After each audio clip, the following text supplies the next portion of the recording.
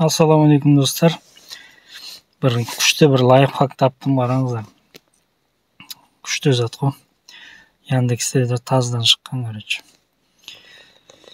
Так, мен кеше бір видео іздедім, орыс тілінде таппадым, оны ақпарат таппадым орыс тілінде. Сосын мен ағылшын тілінде іздеп едім ғой. Мынаны іздедім, міне ағылшынша мынаны іздедім. Так, міне мынау английский ғой, қарас.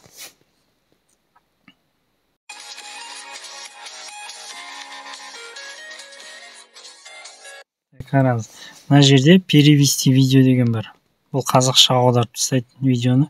Сосын мынаны бассаң, короче, пересказ дейді ғой, короче, видео не жайлы қысқаша айтып жатыр, қараңыздар. Режим флоуда не жайлы айтты видеода. Барлығын өйстіп айтып тастайды. Ол уақытта жаман қатты экономдайды да бұл. Тек осы керек жерін қарайсың да, осы минуттан былай қарай бересің. Күшті лайфхак, короче. Еще английский тіліндегі ақпараттарды іздеу уже оңай болды да бізге. Міне қараңыздар, пересказ кратко деп тұр. Мысалы, мына видео не жайлы екенін білгің келсе, мына пересказды басып жіберсең, осы жерде бәрін айтып тұр, міне көрдің ба? Полный бәрін. Ол күшті зат қой. Еще ағылшын тілінде біздер ағылшын түсінбейміз ғой, түсінбейтіндер бар. Сондай ғой, бір қатты жеңілдетті негізі. Сол лайфхак.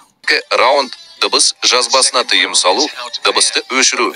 Осы достар, пайдаланыңдар.